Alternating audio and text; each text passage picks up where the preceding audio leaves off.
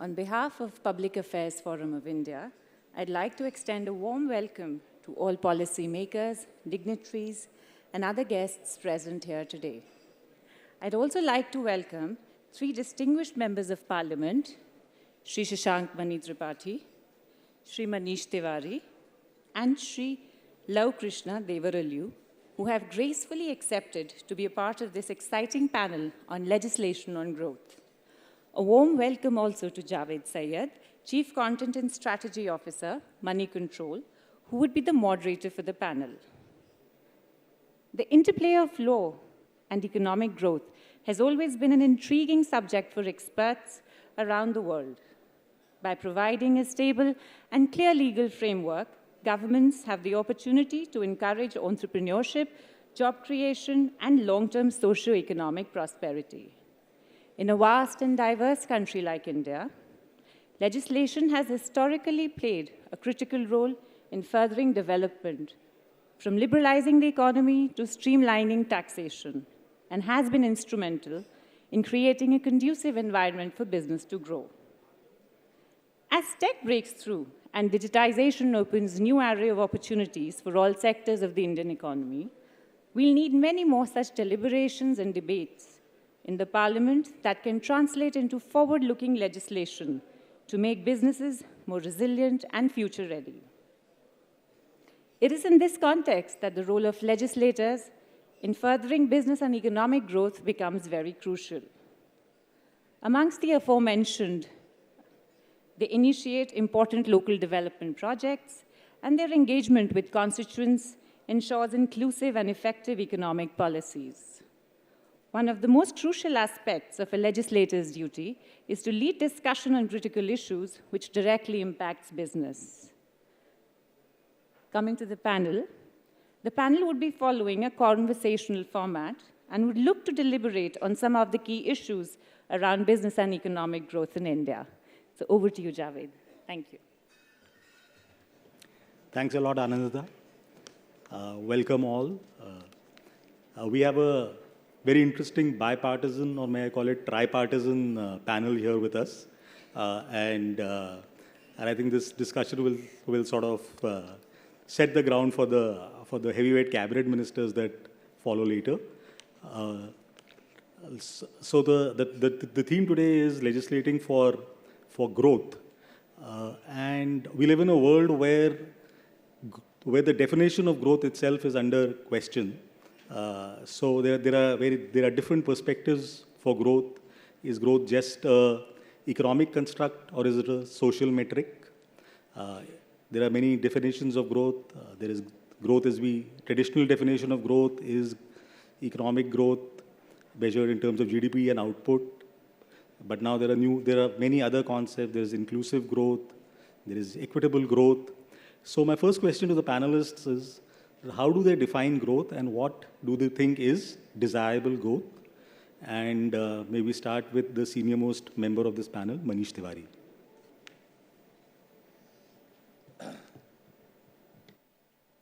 Well, thank you very much for inviting me. Since I'm standing in for my colleague, Praniti Shinde, I was just thinking whether I should speak for myself or for her. But you raised a very profound and a very interesting question. And to me, economy is something like what not everyone's favorite, but Donald Rumsfeld once said, that there are known knowns, there are known unknowns, and there are unknown unknowns. So therefore, we seem to be living in an age where the old order is dead and the new is yet to be born. So this is the age of monsters. And the reason why I say this is primarily because you had a fairly linear, conceptualized, defined definition of what economic growth should be measured by, especially after the Washington Consensus decided to hold the field across the world in the early 90s. But the rise of right-wing populism across different geographies of the world has challenged certain of those very basic conceptions, which were almost like the holy grail to the neoliberal economic order. And so therefore, under those circumstances, what I think even economists are grappling with, and this translates into the realm of legislators because they have, I may say, a greater connect with what is happening on the ground, is where does the golden mean lie? Where does the golden mean lie between GDP as an index, between equitable growth, which is something which large sections of the population are more conversant or would like to have it in that manner, and also the imperative of development as to where and how do you find the balance between welfarism and balancing the budgets, that how do you find the line where fiscal conservatism and public welfare spending can really go hand in hand. So I think there are no easy answers to this, and if I am ended up playing the moderator's role by actually raising more questions than giving answers, then I think that is what I precisely intended to do. Shashank, your views, please. So, Pranam Devariya, मैं थोड़ी चीज़ें हिंदी में बोलूँगा, कुछ अंग्रेजी में बोलूँगा. I would say that there are two perspectives on growth. One is the question you asked, which is growth going to be GDP? Is it per capita? Is it environmentally sustainable growth? Is it inclusive growth? But as a parliamentarian, I have another version to offer. I have 18.7 lakh citizens in my constituency. अगर 18.7 लाख लोगों ने, जिसमें लगभग 11 लाख लोगों ने vote डाला है, उनमें जो हनुमत शक्ति है उसको जगाने की प्रक्रिया नहीं करूँगा तो शायद ग्रोथ नहीं होगा. ये ग्रोथ शायद जीडीपी के नहीं है, पर कैपिटा की भी नहीं है, लेकिन उनकी मानसिकता जगाई जाए, उनमें छुपा अनुमान जगाई जाए और उस रिपब्लिकन एनर्जी को जगाया जाए जिससे हमारा देश आगे बढ़ेगा. मेरा ये मानना है कि विकसित भारत का संकल्प जो हम सब लोगों ने लिया है, खास करके हमारे प्रधानमंत्री जी ने लिया है, उसको आगे बढ़ाने के लिए यदि हर व्यक्ति आगे नहीं बढ़ेगा तो मैं नहीं समझता हूँ कि हमारी ग्रोथ उचित होगी, क्योंकि वो ग्रोथ सिर्फ जीडीपी की नहीं है, इंक्लूसिव भी नहीं है, एनवायरमेंटल भी नहीं है. वह ग्रोथ ऐसी है जो ह्यूमनिस्ट है और ये बहुत महत्वपूर्ण है. हो सकता है मैं थोड़ा फिलोसॉफिकल हो गया हूँ 1 मिनट के लिए, लेकिन it is very important for us to realize that the Swaraj was not just making ourselves independent. Swaraj was making each individual more independent and more, how shall I say, swavlambi, more interested in what he or she can produce.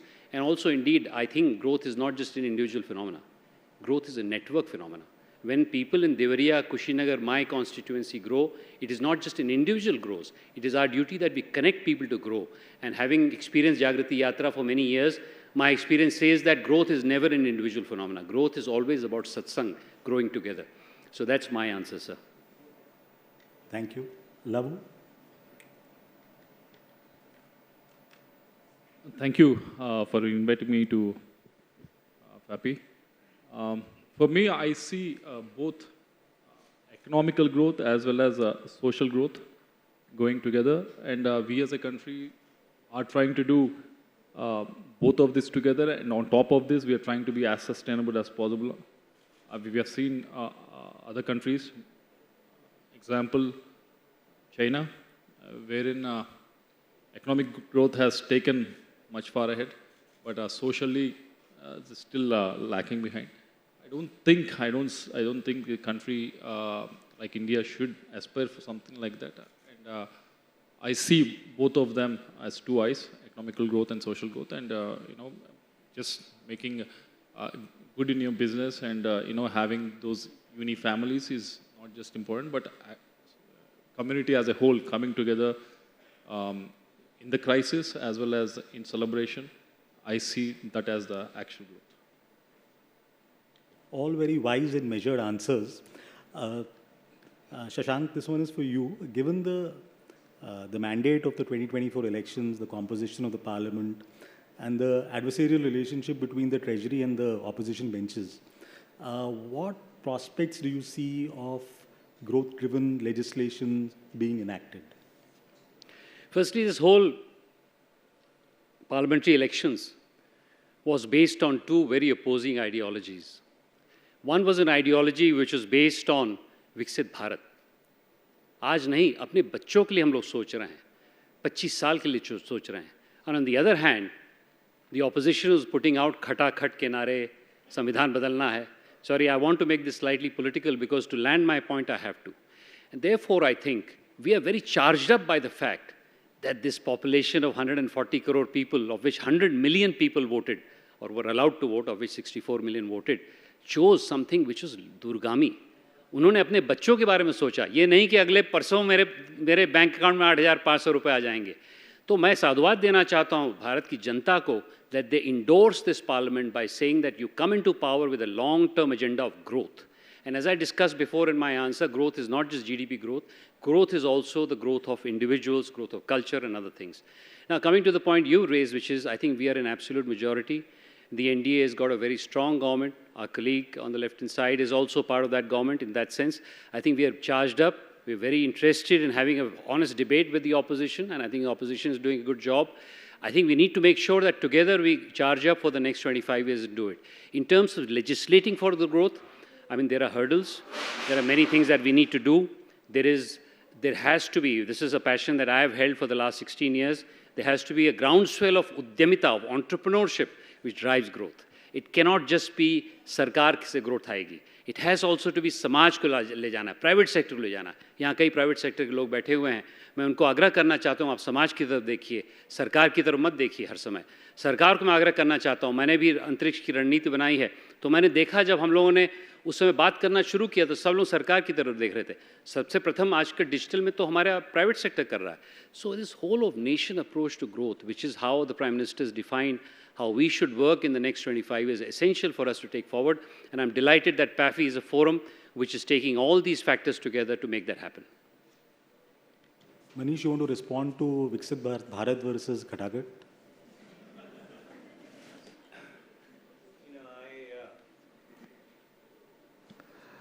I used to do the spokesperson bit for a living till a while ago.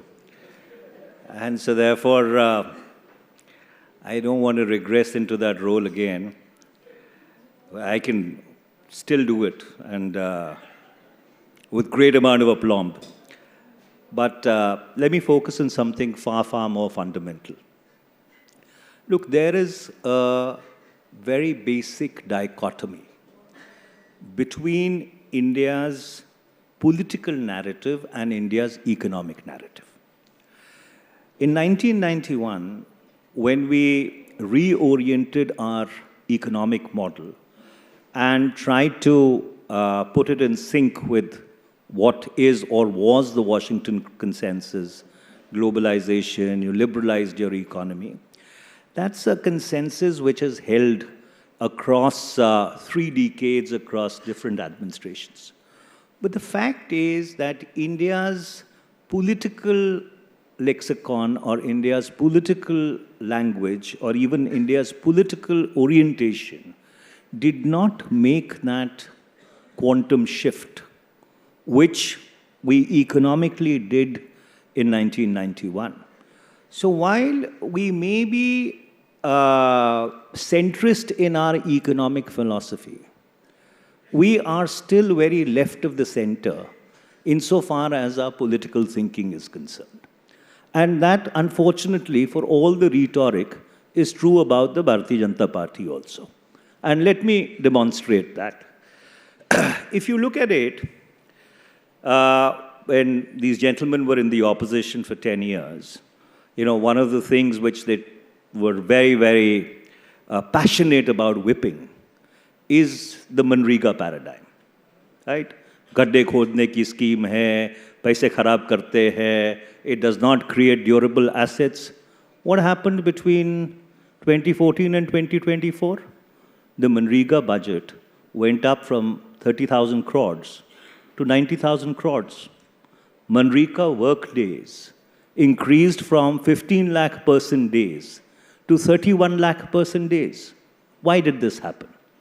Fundamentally because there is a lot of agrarian distress in a sector which ostensibly is supposed to be growing at 4.3%. And as a government, whether you like it or not, you need to address it. Similarly, for all the waxing eloquent about the need to incentivize entrepreneurship, to give encouragement to innovation, the fact is that you have a country where 75 crore people are living on free food.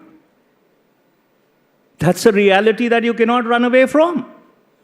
And that is exactly why I am saying that the quantum mental leap which the political class could have made when we readjusted our economic model, that unfortunately did not happen across administrations, primarily because India's social reality does not allow it. And so therefore, rather than get into this diatribe of Viksit Bharat versus, whatever our friend referred to, the fact is that you really have a she-ball economic model at work in this country. And those who are familiar with South Korea exactly know what the she-ball model is all about. And the she-ball model is that you have a favored few at the top, who make tons of money at the cost of the government's exchequer by getting long leases on airports, ports, you name the public infrastructure, while you try and keep the populace pacified by giving them free food. There is a fundamental dichotomy, and that is why India's economic and political models are completely out of sync with each other. Until the time you do not bring them back into some degree of alignment, the kind of growth that you hope to achieve. We talked about a $5 billion economy, that by 2024, we'll have a $5 billion economy. Nobody talks about a $5 billion economy now. There will be a $5 billion economy really? By the march of circumstances. It'll happen by 27, 28 or 29. Because it is inevitable, economy will continue to grow. So I think there is a need for parliamentarians to step back, take a deep breath, and really try and focus on certain conceptual issues if you want to unlock the potential of this country. Lavu, you pretty much, your party pretty much holds the key to this parliament. What will be your government, what will be your party's policy on contentious issues like land, labor reforms, privatization, both legislation as well as executive decisions?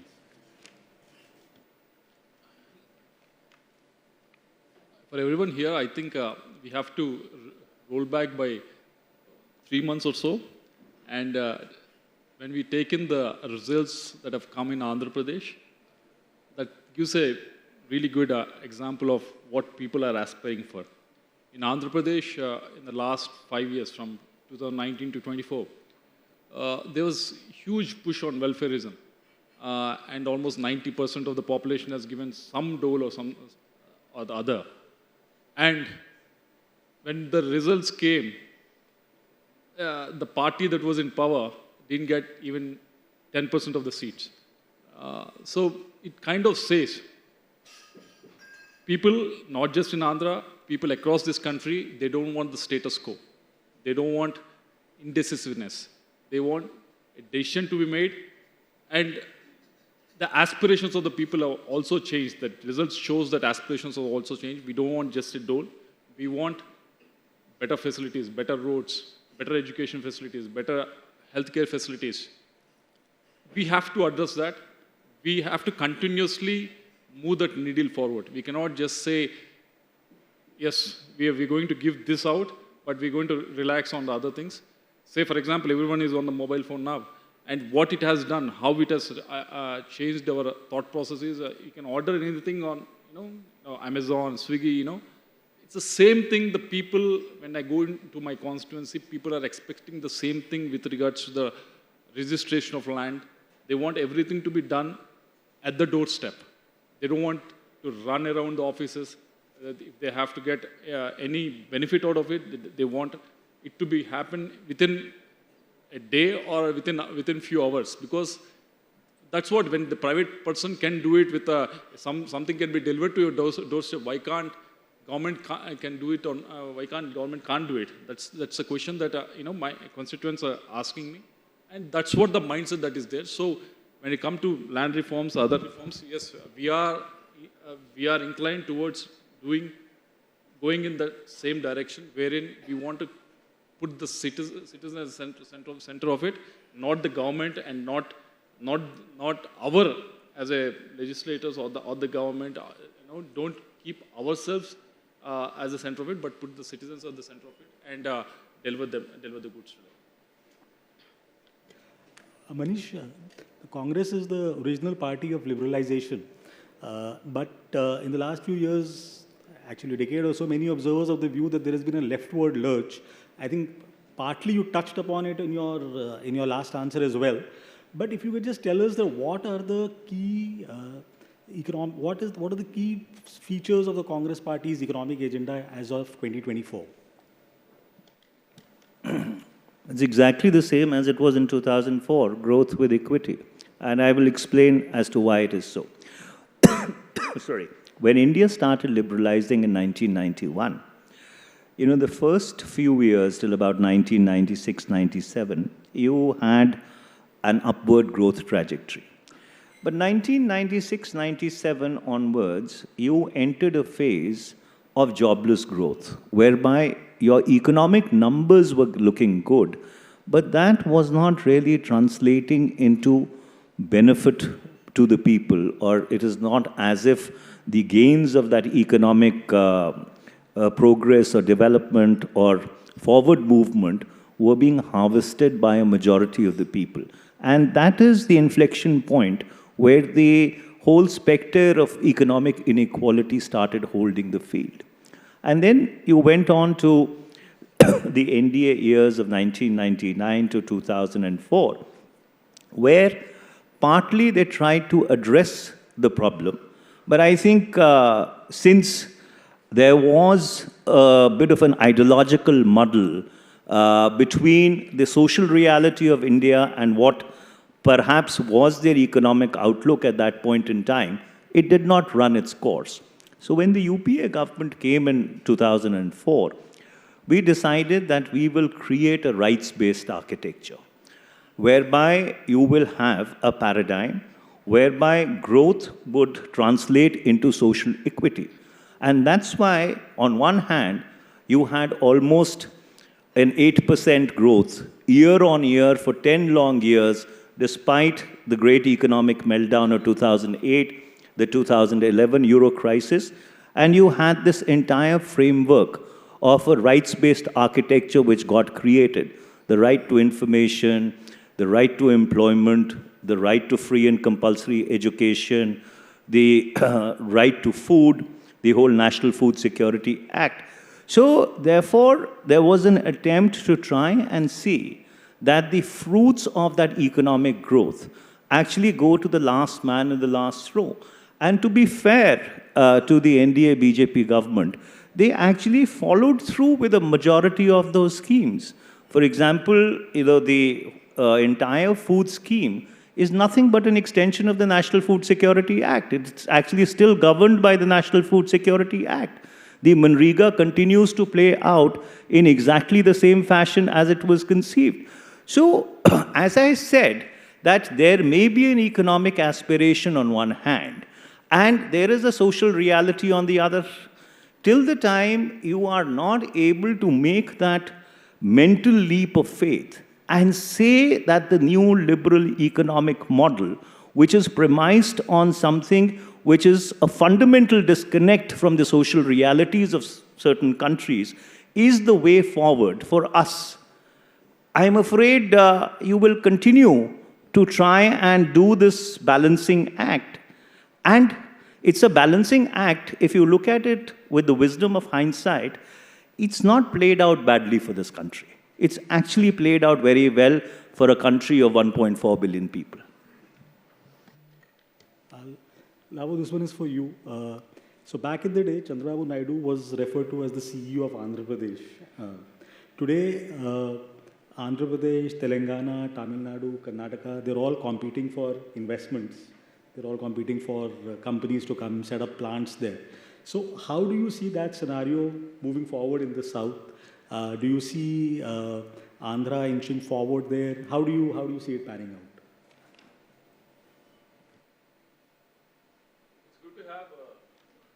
It's good to have that competition going on. So if you look at most of the southern states, we are very much focused on the service sector as it is.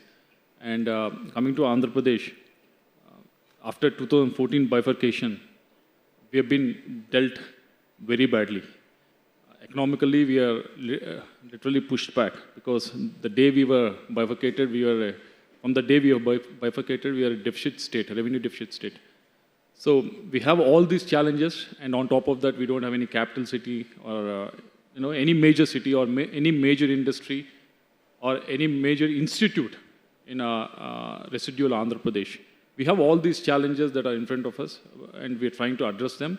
And by addressing these challenges, there is a good chance and a good opportunity for everyone to come and invest in Andhra Pradesh. And every year, there are, every effort that is being kept, put forward by the new Chief Minister from 2014 to 19 as well, and even now, to attract as much investment as possible to Andhra Pradesh. But one thing that we should all remember is, the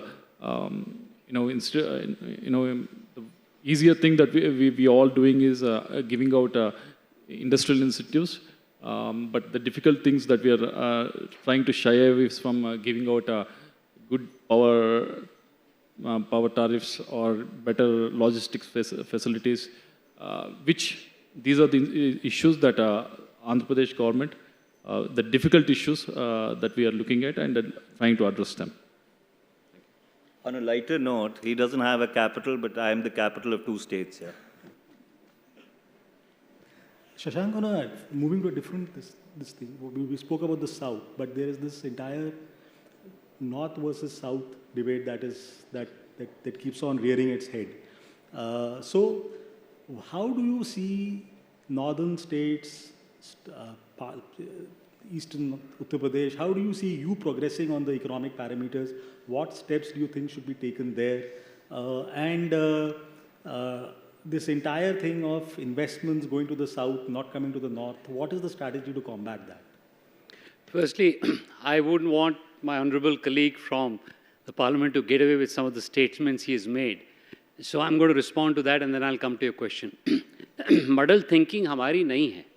Muddle thinking Congress की थी जब परिवारवाद के साथ उन्होंने इतना राज किया कि हमारी जनता 2014 में तंग आ गई. और जहाँ तक 1991 का उदाहरण दिया गया है, frankly speaking, it was a half-baked, desperate act of saving the country. It was not strategically thought through. We are the ones who are strategically thinking about economic growth of this nation by empowering the people who are there where it matters, which is Middle India. And if anyone has any doubts, they can read a book that I've written on it, which is Middle of the Diamond India. Before this, Congress Sarkar has always pandered to the English-speaking elite, which is essentially saying, गरीबी हटाओ, गरीब हटाओ. राजीव गांधी ने ही बोला, अगर 100 रुपए चलता है तो 15 रुपए आता है. और 2014 के बाद 100 रुपए चलता. सही बात कही आपने कि हम लोग भी 70 करोड़ लोगों को, 60 करोड़ लोगों को आज राशन दे रहे हैं, लेकिन राशन पहुंच तो रहा है उनको. और हम लोग उद्यमिता के लिए काम कर रहे हैं तो असली जगह काम कर रहे हैं. रही बात 6 वोल्ट्स की, ठीक है, अगर जी भी था यूनाइटेड स्टेट्स में, जी बहुत काम करता था. ऐसी नहीं कि हर नेशन में एक नेशनल चैंपियन होता है. तो sir, you can not get away with some of the things and you are also patronising us by saying कि आप बहुत बड़े स्पोक्स पर्सन हैं. यहाँ पर डिबेट में आए तो डिबेट करिए. Now coming to your question sir, As far as we are concerned, we believe that this country's growth has been lopsided for the longest time. And I would like to take you back into history for 2 minutes before I suggest why the solution is. This is not a partisan problem. What I said before was my party, his party. What I'm saying right now is for the nation. I think in 1857, when the first war of independence was fought, the real rebellion happened in places like Purvanchal, where I come from. मेरे जिले के बगल में बलिया है, जहाँ से मंगल पांडे उठे. लक्ष्मीबाई बनारस की थी, वो झांसी की नहीं थी. जब अंग्रेज़ों ने देखा कि यहाँ से इतना बड़ा विद्रोह आ सकता है, तो उसके बाद 90 साल तक हमें प्रताड़ित किया गया. वाई इज़ ए कंटोनमेंट इन लखनऊ? वहाँ तो कोई नेपाल नहीं है, वहाँ तो कोई अफगानिस्तान नहीं है. पूर्विया को उन्होंने घोषित कर दिया कि यह नॉन मार्शल रेसेस. उसके पहले एंग्लो अफगानिस्तान और पूर्विया ने लड़ी थी. इतना प्रताड़ित किया गया that the north was under Ankush, was a lockdown for 90 years. This was not recognized after independence. After independence, we essentially took a colonial regime and transposed it across. And there also, I would like to blame some of the people who were in power at that time. I'm not saying that our founders were guilty. There was a problem at hand. We had to consolidate the nation. But now is the time, 75 years later, that we have to change that. We have to ensure that investments go in the north and the east. If you look at the demographics, I've written a 125-page report when I was I was in a firm, जिसमें मैंने ये बताया है कि अगर आप अपने GDP को विभाजन कर दें तो जीडीपी का लगभग 65% साउथ और वेस्ट में है और उसकी पॉपुलेशन की 40% वेस्ट में. इसीलिए तनाव चल रहा है. इसीलिए साउथ भी बोल रहा है कि जब डिलिमिटेशन होगा तो हम लोग अनशन करेंगे. नॉर्थ बोल रहा है भाई हमारी जनसंख्या ज़्यादा है. It's a very fundamental problem for us. I don't have a particular solution in mind, but I would say that one thing all of you can do is devise policy recognizing the social and political trauma that has been unaccounted for. We don't talk about it. We just think कि जो औपनिवेशिक हमारे संस्थाएं थे, क्या है? मुंबई क्या भारत का था? नहीं, मुंबई तो ब्रिटिशर्स ने बनाया. मद्रास क्या भारत का था? नहीं, मद्रास तो ब्रिटिशर्स ने बनाया. दिल्ली क्या था? दिल्ली जो नई दिल्ली आज यहाँ बैठे हुए ब्रिटिशर्स ने बनाया. आप बताइए कलकत्ता तो एक पोर्ट था.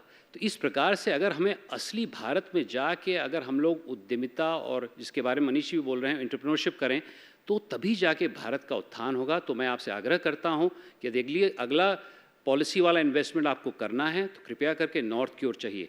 ये बात सही है कि मेरे जैसे सांसद अगर आप लोगों को अपने संसदीय क्षेत्र में एक ऊर्जा नहीं देंगे तो आप नहीं आ पाएंगे.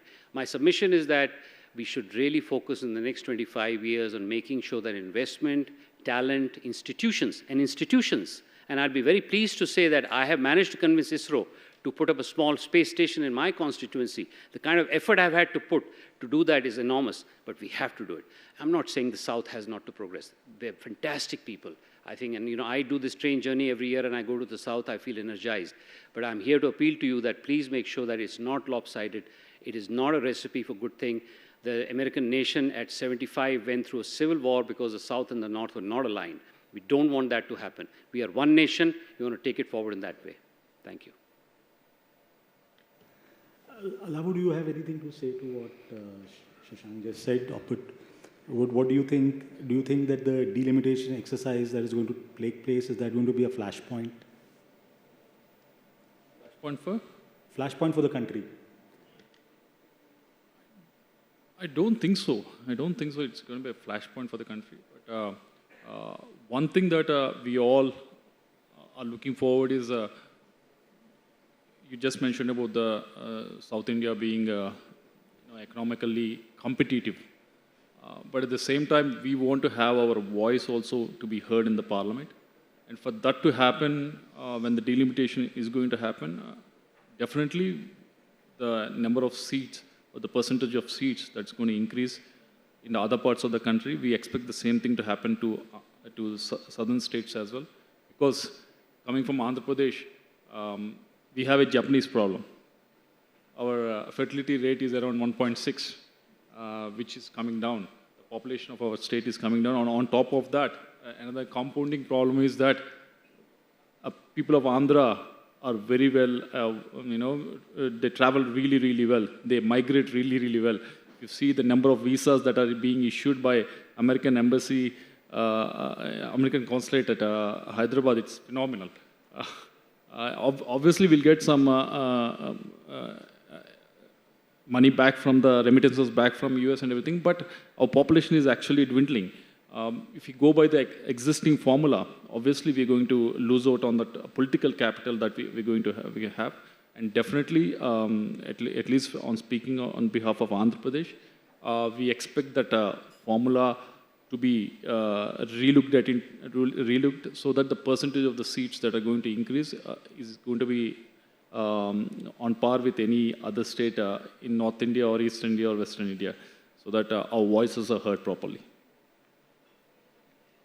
Manish, going back to the point that you made about the Korean companies and the economy, so here is a room full of public policy professionals. What you are basically saying is, I mean, you didn't say, I mean, and please correct me if I'm wrong, but the thing is that you seem to be suggesting that privatization, leasing of airports, etc., these are not correct progressive measures. Or are you saying that the rules of the game are not properly laid out? If you can just clarify, what is it that should be done in your view, and how is it, more importantly, that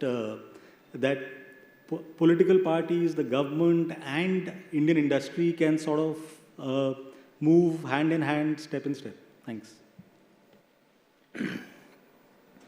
Well, you ask a question on which it can almost be a symposium, but be that as it may I just preface my remarks by saying that, look, the vicissitudes of history really depend upon where you sit at a particular point in time.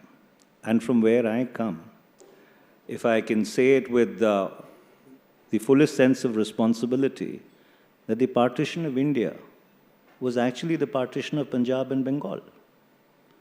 So therefore, if anybody really suffered when partition took place, it was the people of these two states. And if you look at it in a context from Delhi all the way up till Peshawar, you had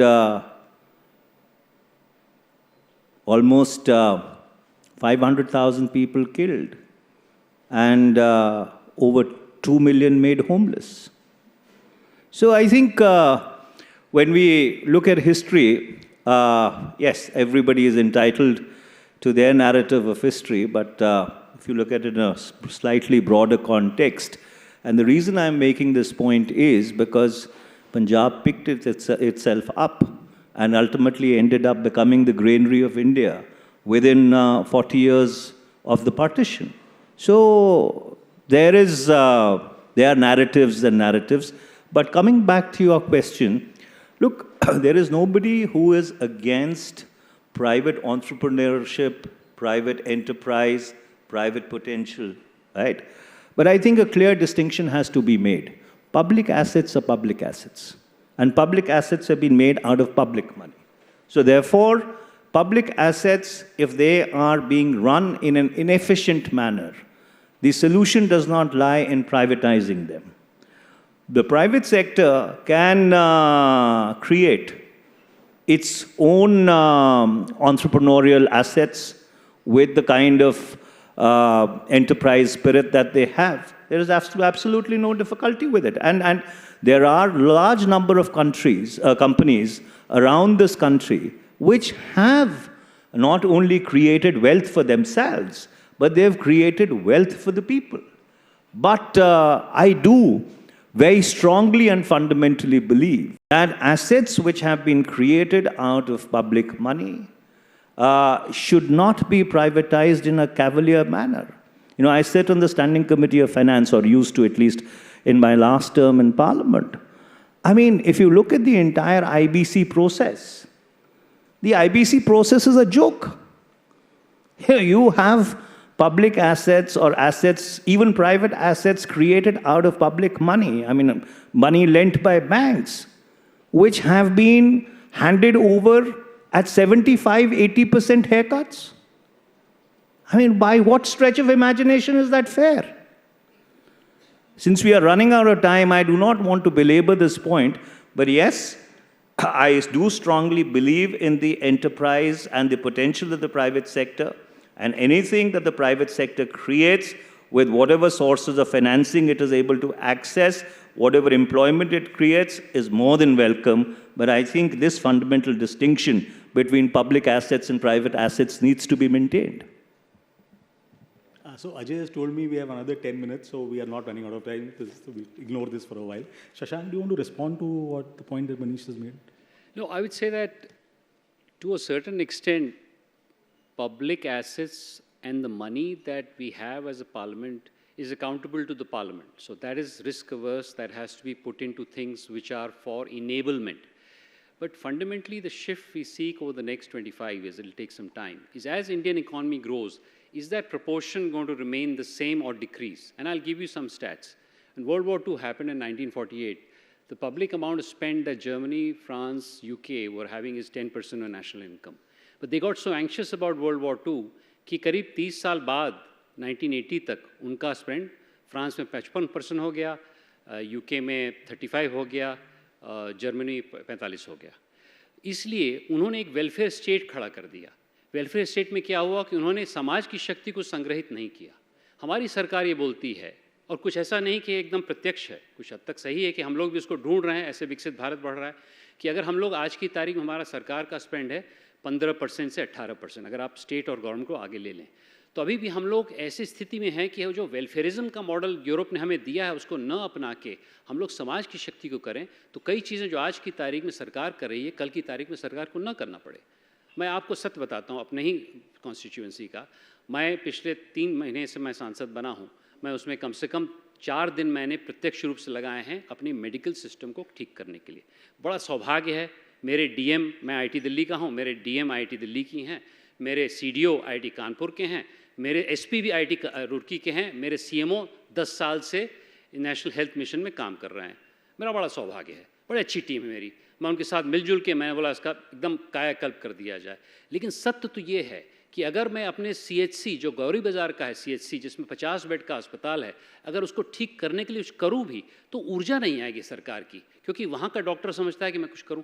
so my thought process is to Manish's point कि मैं सही ये बात सही कह रहे हैं कि आज की तारीख में अंधाधुंध प्राइवेटाइजेशन करना वो शायद सही नहीं.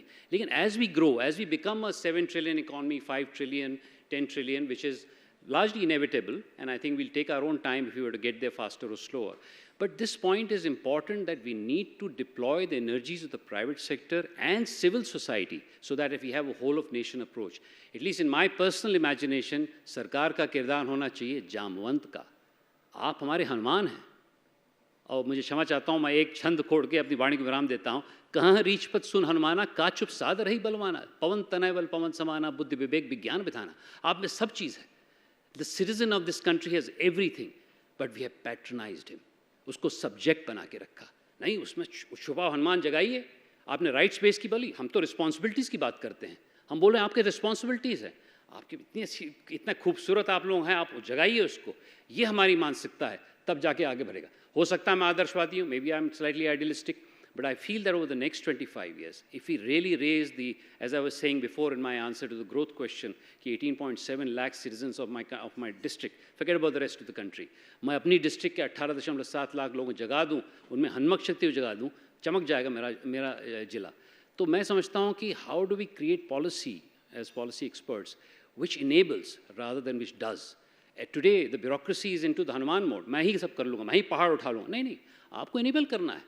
अगर 18.7 लाख मेरा पहाड़ उठाएंगे, मैं सांसद की तरफ फिर इलेक्ट हो जाऊंगा, मैं सब चीज़ कर पाऊंगा.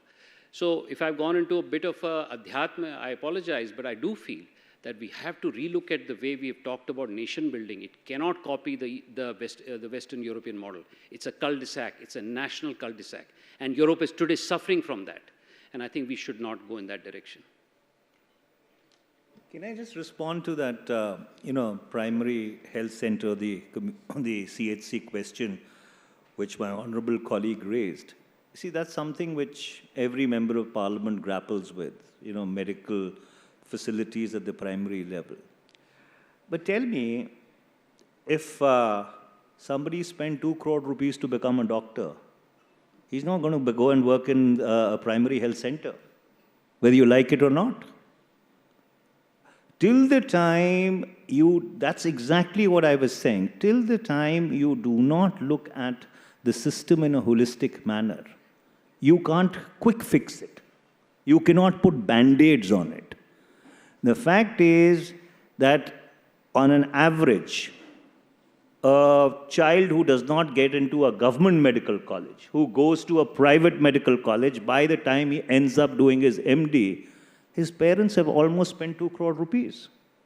After spending 2 crore rupees and maybe having either that loan on his head or on the heads of his parents, if you expect that he's going to go and man a primary health center, you're living in cuckoo's land. Right? And the tragedy is that 100 crore people, 67 or 68% of the population of this country lives in rural areas. So till the time you don't fix your medical education, you will not be able to fix the problem of providing medical care to a bulk of the people. And this is what all of us learn at our own peril, that, obviously you are on a clock, you have 5 years, you have 60 months, you want to perform in those 60 months, but there are no quick fixes, unfortunately. Well, let me just build on that point, Manish ji. देखिए, मेरे सुझाव में ये है कि 2 करोड़, एक तो मैं नहीं समझता हूँ, मैं ही मेडिकल कॉलेज में, कल ही मैं अपना गोरखपुर मेडिकल कॉलेज होके आ रहा हूँ, तो 2 करोड़ शायद नहीं, मान लीजिए 1 मिनट आपकी बात सही है कि it's expensive, but I would say the issue is, if I may take it differently, CHC में दिक्कत क्या है, उसका इंफ्रास्ट्रक्चर, मैं थोड़ा सा, I am just going into it so that you can get a flavour of what Manish and I struggling with, कि अगर CHC में जो उसका डॉक्टर बेड कितने हैं वो सब तो हो सकता है, लेकिन सॉफ्ट इंफ्रास्ट्रक्चर जो डॉक्टर का है, नर्सेज का है, बहुत मुश्किल होता है सरकार को लाने के लिए.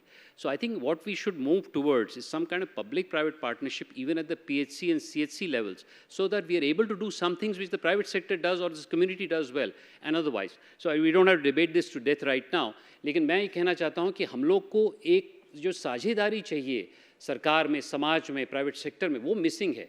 अभी सच बताऊँ, इसको बुरा मत मानिए, सब दिल्ली वाले समझते हैं बॉम्बे वाले चोर हैं, सब बॉम्बे वाले समझते हैं दिल्ली वाले प्रोसेस ओरिएंटेड हैं, कुछ करते ही नहीं है, और समाज समझता है दोनों लोग हमारे लिए कुछ नहीं कर रहे हैं. वास्तविकता ये कोई कहता नहीं है, मैं मन से कह रहा हूँ, इसको रिकॉर्ड मत करिएगा, मैं ट्रबल हो जाऊँगा. तो इसलिए आप लोग इसको समझिए इस बात को कि अगर वो हम लोग विश्वास एक दूसरे में नहीं जताएंगे, आपकी पॉलिसी धरी की धरी रह जाएगी. The biggest issue is not policy, the biggest issue is trust. Trust, so that you can trust people from the private sector to say they're not all shebol guys, some of them are genuine people. मैंने भी काफ़ी समय दिया, हमें सरकार में trust करना पड़ेगा. Not all bureaucrats are lethargic, they are doing something. हमें कम्युनिटी में ट्रस्ट करना पड़ेगा. अगर ट्रस्ट नहीं रहेगा तो हम लोग बात ही करते रहेंगे. So you've raised a very important point here, which is about trust. I remember some years ago, there was a panel discussion in this forum on how to create a high trust society in India. So I think I think you raised an important point. We've kind of had some very interesting and conflicting views. But I would like to take the views of all the 3 panelists on what steps do they think the private sector should take to promote trust in the eyes of the government for the private sector. तो मेरे हिसाब से trust के 2 पहलू होते हैं, एक होता है परफॉर्मेंस और एक होता है इंटेग्रिटी. ठीक है, अगर गांधी जी सिर्फ इंटेग्रल होते, महात्मा होते और फ्रीडम हमें नहीं दिलाई होती तो आज उनको कोई नहीं मानता. वो परफॉर्मेंस भी उन्होंने दिया. तो मैं समझता हूँ प्राइवेट सेक्टर को इंटेग्रिटी चाहिए. They must stand up for the right thing. They cannot be people who are doing things for the short term, but they also have to give performance. Frankly speaking, private sector, मैंने भी काफ़ी समय बिताया, performance अच्छा देती है, कभी कभी इंटेग्रिटी भी फेल होती है. अगर आप पब्लिक सेक्टर में जाइए या सरकार में जाइए तो वहाँ परफॉर्मेंस भी लो है, हमारी कैपेबिलिटी कम है. मेरा सौभाग्य था कि मैं कई सालों तक मिशन कर्मयोगी मैंने काम किया उसका रणनीति बनाने के लिए, तो मैंने बड़ी बारीकी से देखा और इसमें हमारे प्रधानमंत्री बहुत ही प्रतिबद्ध हैं कि इसको कैसे हम रिफॉर्म करें. It's a very big issue. उसी के साथ साथ इंटेग्रिटी. देखिए, most bureaucrats have a lot of time for nation, चाहे कुछ भी कहिए, वो छोटी छोटी तनख्वाह लेके बहुत काम करते हैं. और ट्रस्ट कम्युनिटी में तब आएगा जब उसके लोग की हमारी कैपेसिटी बढ़ाएंगे. हमारे ग्राम प्रधान जो हैं मेरे गांव के, अभी भी उनमें कैपेसिटी नहीं है, अभी भी उनको दबाया जा रहा है. 73rd अमेंडमेंट तो हम लोग ले आए हैं, लेकिन उसको कार्यान्वित करने के लिए अभी भी उनके पास फाइनेंशियल पावर्स नहीं है। वो भी ट्रस्ट का अभाव है। डिस्ट्रिक्ट एडमिनिस्ट्रेशन चाहता ही नहीं कि फाइनेंशियल पावर चले जाए वहाँ पर, तो विकेंद्रीकरण कैसा होगा? मेरे कॉन्स्टिट्यूट में 1050 गाँव हैं, कैसे कोई व्यक्ति डिस्ट्रिक्ट हेडक्वार्टर में उनको देखेगा? तो मेरे हिसाब से अगर हम परफॉर्मेंस और इंटेग्रिटी दोनों पे काम करेंगे, और a lot of this has to do with our educational system, how we train our people, how we inspire them with role models who are doing something like this. But I see the tide turning. I don't know, some of you may know this, but मैं बहुत बड़ी एक यात्रा करता हूँ हर साल, 16 साल से कर रहा हूँ। 500 लोगों को मैं पूरे देश का भ्रमण कराता हूँ। आप लोग उसमें आइए और उसमें आप देखेंगे कि दोनों ट्रस्ट और इंटेग्रिटी बढ़ रहा है, और समाज में एक शक्ति आ रही है। जो विभाजन की भावना होती थी उसको हम लोग जोड़ने की कोशिश कर रहे हैं। तो मैं बहुत इसमें आशावादी हूँ। मैं चाहता हूँ कि आप लोग भी इसी प्रकार से ट्रस्ट बढ़ाएं। Now you've been fairly silent, so Yeah. your thoughts on this, please, sir. The one example that come to my mind, and recently in the last 2-3 months, is the IPO rainfall that's happening across India with small firms. That shows, that is the prime example wherein the people are trusting in you. When you're going for the IPO, they're trusting you and investing in you. Just with the expectation, you be truthful to them. Don't take them on a ride. Earlier, for you to raise that money, you have to run behind the banks for high interest rates. But now you're getting everything on a platter. The system is trusting you. The people are trusting you. So you have to reciprocate it the same thing. Make sure that whatever trust the people have put on you is delivered to them. So it's when you have those values very much intact, this is a country which is there for you, and every system is working to make sure that private sector is successful and flourishing in every sector. So all people of India are expecting, or everyone is expecting, is reciprocate whatever trust the people have put it on you. And it's same thing stands for me also as a member of parliament, me, Manish, and everyone. Like 17 lakh, 18 lakh people vote for us. Out of that, half of them vote for us.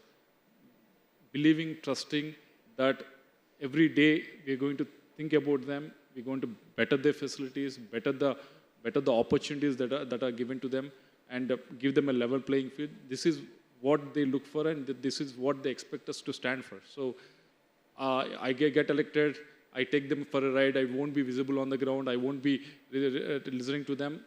That is not what they're expecting. So I have to reciprocate that, and you also have to reciprocate that with whatever the windfall that you're getting it for the last 2 to 3 months. And I hope this will be continued. I don't want it to be a small blip in the whole this thing. So it's a reciprocation that I expect. Manish, your views, please. Well, my apologies for being blunt, but if corporate India has to win the trust and respect of political India, it must start speaking truth to power. And my own experience over the past 20 years, and the litmus test that I use, is the presentation of the budget. At 1 o'clock in the afternoon, after the presentation of the budget, the discussions start. I've never seen an industry leader, our government, their government, his government, anybody's government, ever criticize a budget or ever criticize anything in the budget. I have never seen the captains of the industry give less than 10 out of 10 to every budget, howsoever horrible it might be. So if you actually want to win the respect of political India, you must start speaking truth to power. I know the state has coercive instrumentalities at its disposal, and there is a lack of compunction and discretion in using it. But I think, given the fact that you not only represent yourself, but you represent the millions and millions of shareholders who invest their trust in you, I do think that is a constituency that you also must look at and articulate their aspirations irrespective of what the political cost may be. And I'll stop at that. But Manish, just to amplify what you're saying, India Inc. was giving 10 on 10 to the budget has for a very long time, right? This is not a 10-year phenomenon. This is a long-term historic Exactly. phenomenon. I never said it's a 10-year phenomena. I never quantified it in terms of a timeline. Yeah. I was just making a far more Correct. conceptual point in answering your question. Point well made. Yeah. So I'll just get back to this this fascinating conversation that you had on this. Both of you had on the healthcare services in rural India. Now the fact is that it's even if even if you were to look at a private-public model, it's unlikely that a private hospital is going to set up a hospital because the economics will not work, and this therefore brings us to CSR. So how do you see CSR and CSR funds can contribute to growth in India? So firstly, I think it's a great privilege to have CSR funding coming to civil society, which I think is a phenomenon over 15, 20 years old. I think more than the fund, in my experience, what CSR brings is the gaze of the private sector to the center of our society. Because my big beef with the private sector is that आप लोग कभी समाज की तरफ सिर्फ tax की तरफ देखते हो. हम तो टैक्स दे रहे हैं, हम ठीक हैं. नहीं, टैक्स नहीं, आपकी हमें टैलेंट्स चाहिए भाई, आपकी सोच चाहिए, आपकी जो असंख्य चीज़ें आप दे रहे हैं वो चाहिए. And I think CSR can be a way of doing that. I don't think it is, because there is some cockamamie clause in that which says that अगर आप अपने business चला रहे हो तो उस हिसाब से आप नहीं कर सकते हो, right? But I personally feel कि अगर मेरा होगा बस चलेगा तो मैं उसमें कुछ कोशिश करूँगा चेंज करने के लिए, क्योंकि अगर आपकी स्ट्रेटेजिक इंटेंट आती है, ठीक है, हो सकता है आपको कुछ बिजनेस लाभ मिले, लेकिन उसमें आपकी जो स्ट्रेटेजिक, अब जैसे मान लीजिए हेल्थ केयर की बात हुई, अगर हेल्थ केयर में कई कंपनियां मेरे ही संसदीय क्षेत्र में अपना हेल्थ करें तो वो 1-2 करोड़ ले आएंगे, 1-2 करोड़ ऊँट के मुंह में जीरा है मेरे 18.7 लाख लोगों के लिए. मतलब मेरा जो संसदीय क्षेत्र है वो एक बोलिविया से के आबादी के आसपास का है. तो इस हिसाब से हम उसमें ऐसा करें कि प्राइवेट सेक्टर की एक्सपर्टीज़ लाएं. डिजिटल में तमाम चीज़ें हो रही हैं, कई चीज़ें हो रही हैं जो कि एजुकेशन में है. ये सब चीज़ें अगर आप यहाँ पर लाएंगे तो मेरे हिसाब से CSR उसका एक माध्यम बनेगा. CSR एक सिंबल है, पैसा उतना महत्वपूर्ण नहीं जितनी आपकी ऊर्जा है. कई लोग मेरे ही संसदीय क्षेत्र में मेंटरशिप के लिए आ रहे हैं कि उनके जो उनके एम्प्लॉयज़ हैं मेंटरिंग करें लोगों की, उसमें उनकी समाज की शक्ति मिलेगी. ऑल इन ऑल मैं यही कहना चाहता हूँ कि आप लोग थोड़ा असली भारत में झांक के देखिए, सिर्फ पैसा मत फेंकिए, अपने एक्सपर्टीज़ ला के देखिए, मेरी यात्रा में आइए, मेरी कॉन्स्टिट्यूएंसी में आइए, तब देखेंगे असली भारत में क्या हो रहा है. स्वास्थ्य की भी समस्या हम समझा देंगे उसमें. Lavu, there are some who believe that CSR has become an instrument of public policy. Your views on this?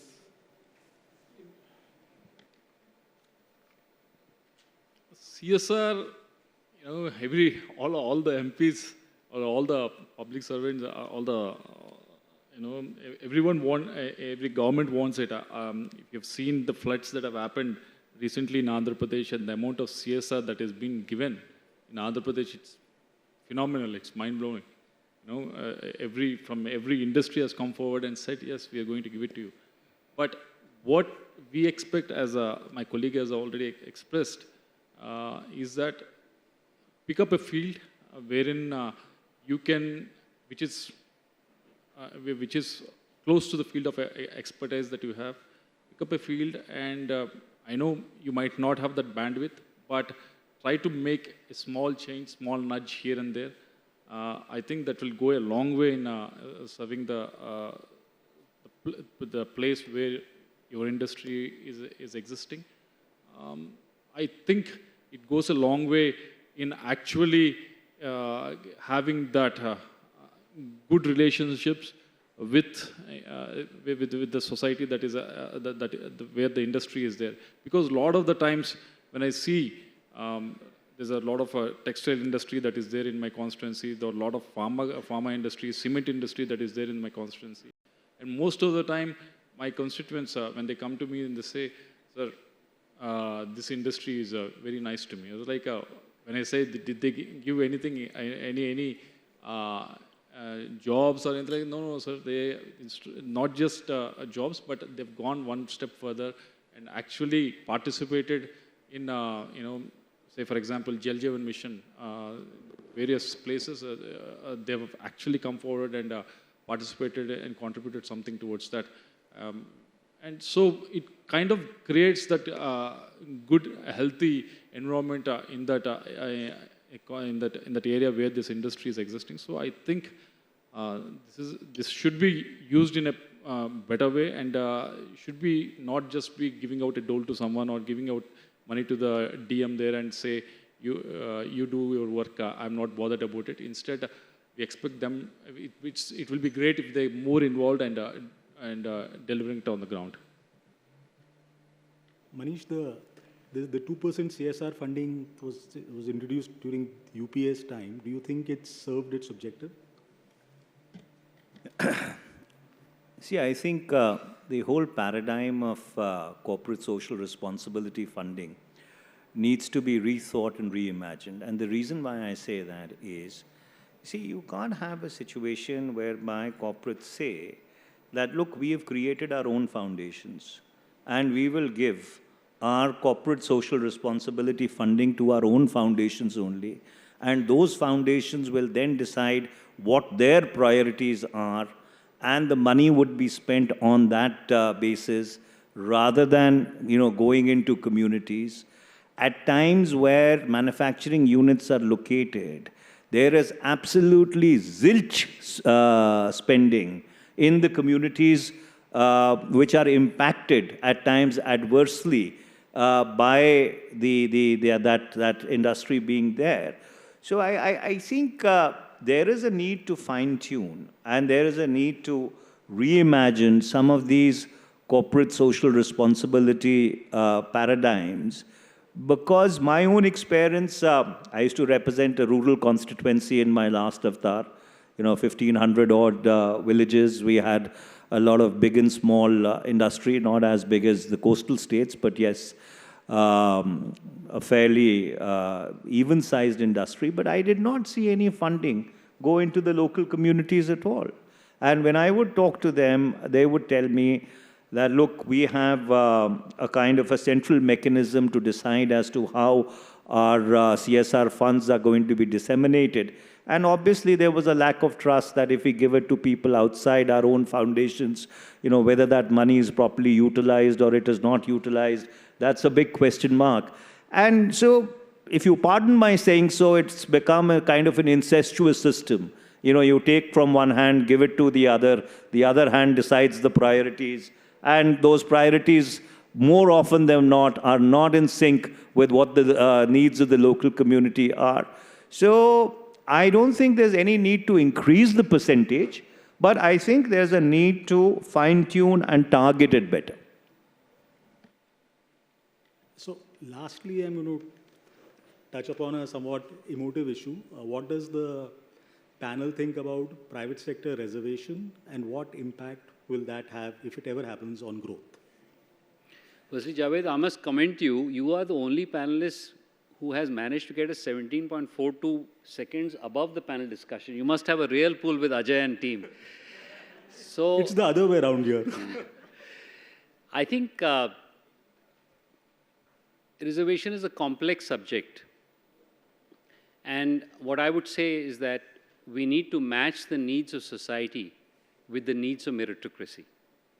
Over a period of time, I think we need to slowly move to a point where merit is given more seen.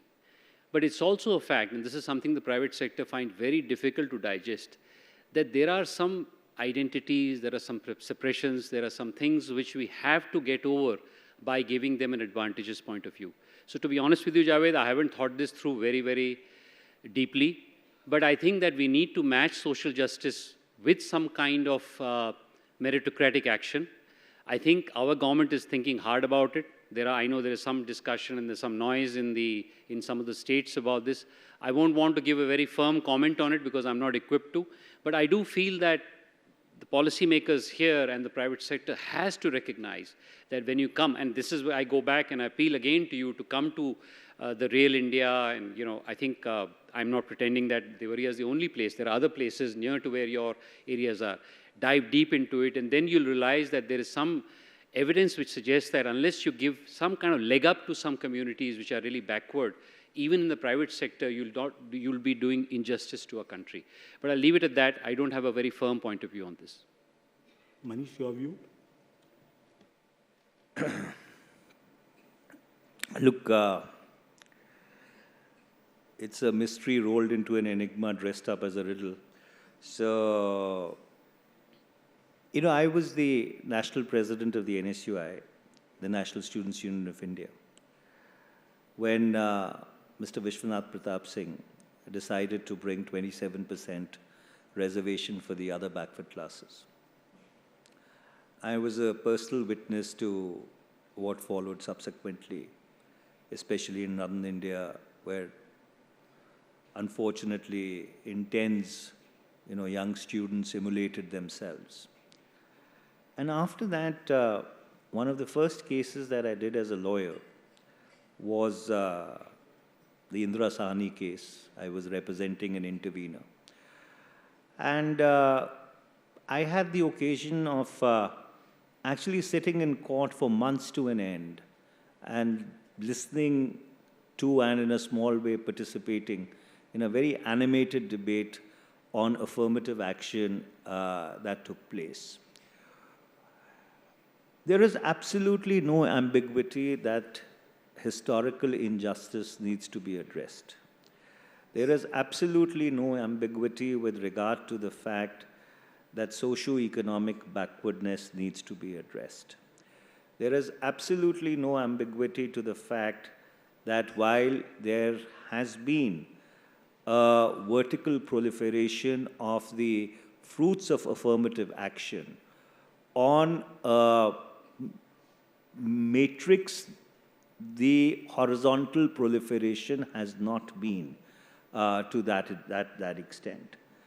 And so therefore, as I look at it, I think there is no substitute for continuing with affirmative action as a mechanism of addressing both social and economic inequity.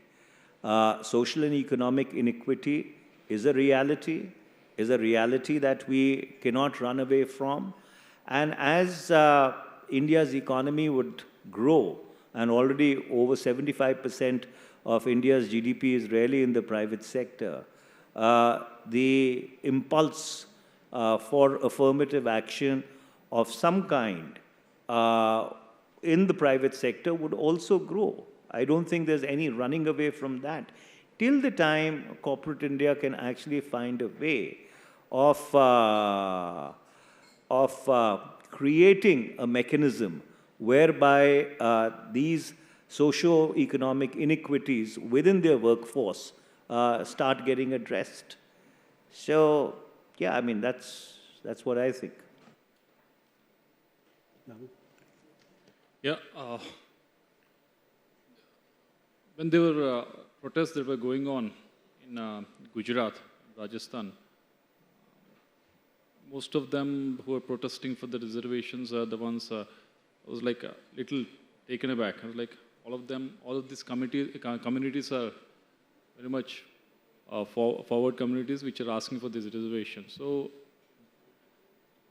we asked for some study to be done, and a few of them have made the study and come back to us. The main problem that they have expressed was that why they were pushing for the reservations in the reservation in the sense moving from forward community to the BC or SC. The main crux of the matter was that unemployment was the issue.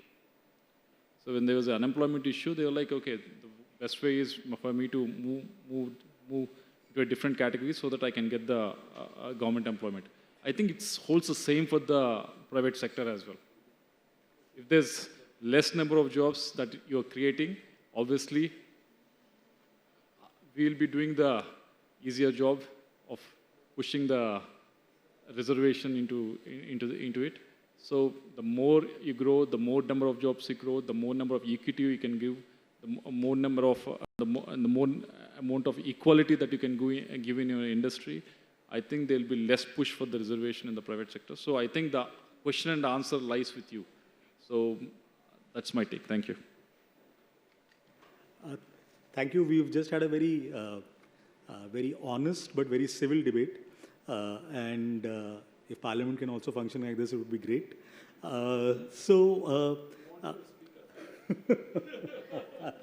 Yeah. So, before we wrap it up, we'll just have some of the panelists are in a hurry, but we'll have an audience round for about 5 minutes, please. I can see a lot of hands going up. So the gentleman over there, and then the lady over there, and then we'll have one more question. But please, only a question, not a statement, please. Thank you.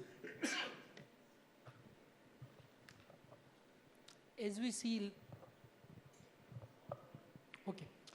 see, like some of the district or maybe the constituency is often like maybe the equivalent size or maybe sometimes larger the size of the some of the countries. So how we can see like aspirations of the people mark up to the like equivalent registration, like how we get those aspirations into legislatures when we have such larger constituency.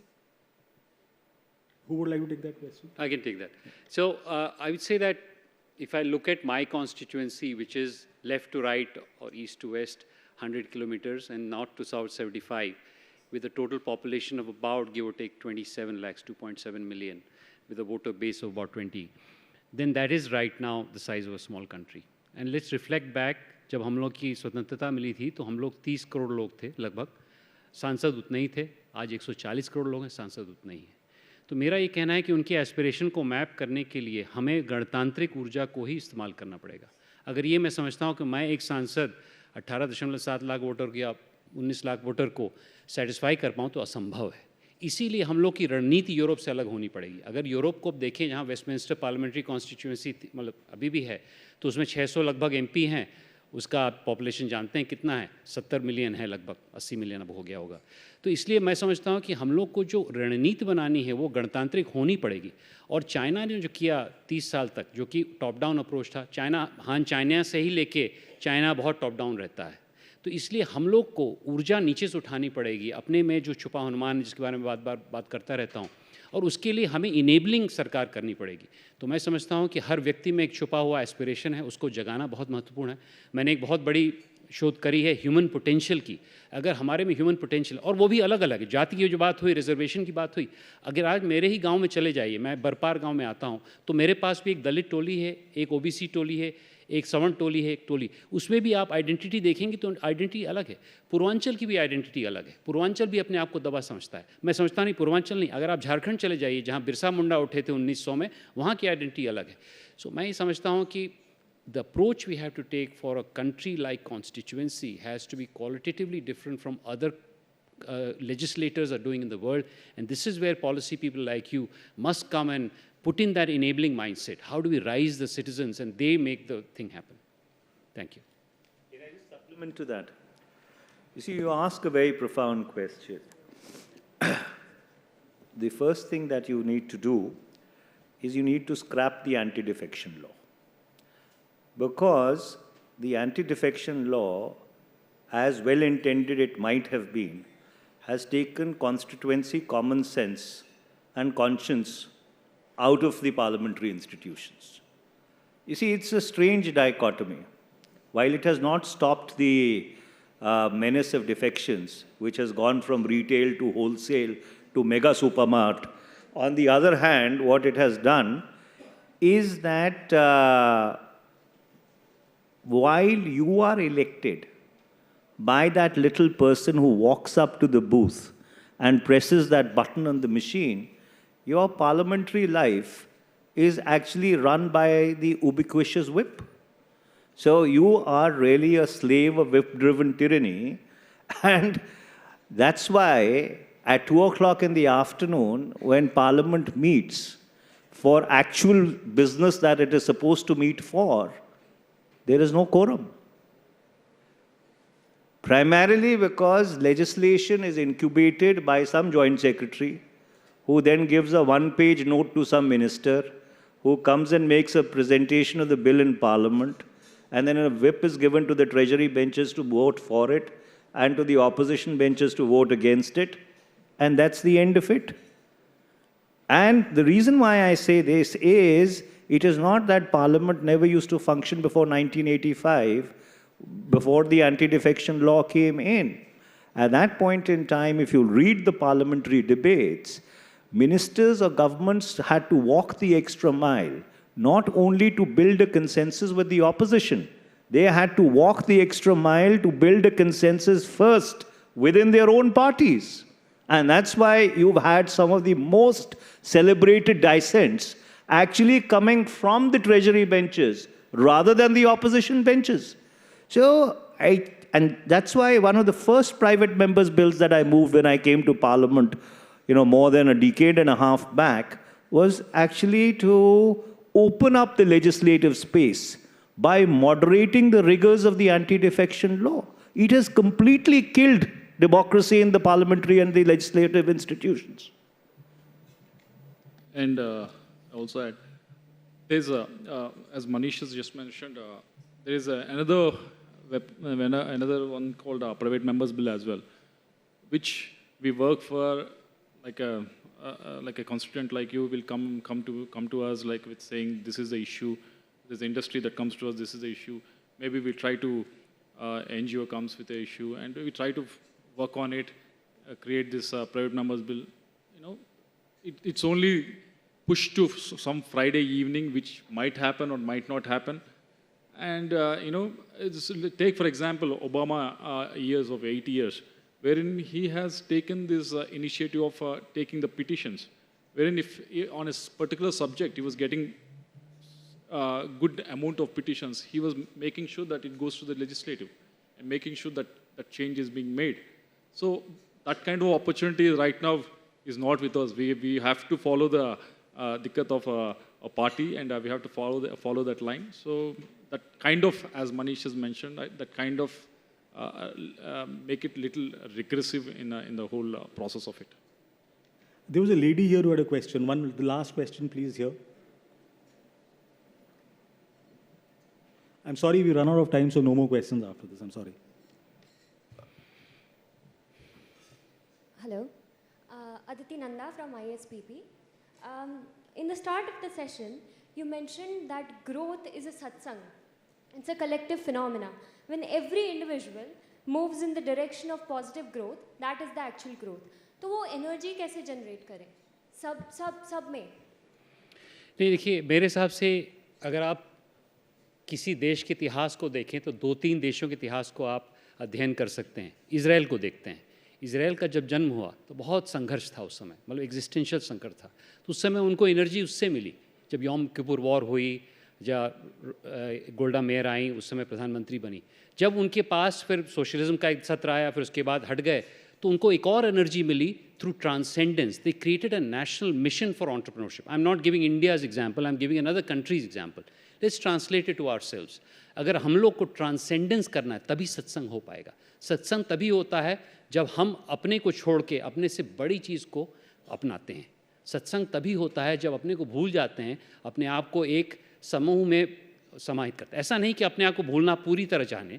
मेरे भी कुछ needs हैं, मेरे परिवार की कुछ needs हैं, लेकिन अधिकांश नीड्स हम अपने देश को देते हैं. इसीलिए, और मैं इस मंच को ऐसा नहीं कहता हूँ कि और चीज़ें नहीं कहनी है, लेकिन विकसित भारत उस प्रकार का ट्रांसेंडेंटल अप्रोच बन सकता है जब हर व्यक्ति समझे. मैं एक और उदाहरण देता हूँ. जब नासा के जैनेटर को बोला गया, भाई साहब आपका क्या काम है, बोलता है to put a man on the moon. That is also an incident which is very well quoted and very widely known. Now, if every person says, what is your job as a citizen to get Viksit Bharat done? Viksit Bharat can be defined by many ways, and opposition may also define it in their own way. But we all have common consensus as parliamentarians that the development of our country is great. So my answer to your question is that satsang is only possible first if you have integrity, you have the right intentions individually, you have a feeling of abundance. सत्संग तब नहीं होता है जब छीना झपटी का मामला होता है. कॉलोनियलिज्म ने क्या हुआ है, उसने सिखा दिया है कि एक्सट्रैक्ट करना है. क्या करना है, किसी डिस्ट्रिक्ट में जाना है, वहाँ से चीज़ें लानी है, वहाँ मैनचेस्टर की मिल से देना. हमारी पूरी औपनिवेशिक व्यवस्था यही थी. अब हम किस में आए? नहीं, हम बढ़ेंगे, एक दूसरे के साथ बढ़ेंगे. हमारी इकॉनमी मोस्टली सर्विसेज ओरिएंटेड है, तो पर्यावरण को हानि न भी करके हम आगे बढ़ सकते हैं. So I would say that when abundance is there, when you bring people together, and in this yatra that I do, I see that abundance. When I was entering the IIT, there was a lack of abundance. मैं अपने आप को selfish मानता हूँ. मैं समझता था कि मैं इतने लोगों को पछाड़ के आगे चलूँगा. मैं जब जाता हूँ इस यात्रा में तो मैं देखता हूँ नहीं, अबंडेंस है. उन लोगों नहीं, आप भी चलो. If you lift yourself up, I will also lift my win is not your loss. That mindset is now percolating in this country. And above that, there is the meta-narrative of Viksit Bharat, which will take us to the next generation. So I think it's an intergenerational journey. And I'll just end with one small note. This is the largest transformative exercise attempted by any country in the world ever in the history of our planet. It's the first one which is being done democratically, and it is our last chance. 23 साल बाद हमारा देश चीन की तरफ बूढ़ा होने लगेगा. वो पुश्तें हमें माफ़ नहीं करेंगी अगर अगले 20 साल में हम लोगों ने नया देश नहीं बनाया. Thank you. This has been a deep and delightful conversation. May I now ask Shagufta to deliver the formal vote of thanks, please? Thank you, Javed. And I think this has been a very, very engaging discussion. On behalf of Public Affairs Forum of India, I'd first like to extend our heartfelt gratitude to our distinguished panelists for this very, very engaging discussion. As public policy professionals, we are all deeply aware of how legislators in any parliamentary democracy like India play a pivotal role in shaping policies and foster economic growth. By crafting laws that encourage innovation, project investments, and ensure fair competition, they create an environment where businesses can thrive and contribute to the nation's prosperity. Today, from the discussions, we've, as public policy professionals, as well as people who are actually the advocates of India to our global firms, there are some very, very strong takeaways, and I'll just summarize them. One is, of course, the point made about building trust, whether it's on lines of performance, integrity, and of course, speaking truth to power. The other important points were made around the phenomena of corporate social responsibility and how there is a need to revisit that, fine-tune that, and also the need to bring greater expertise, talent, and just not the money to the table.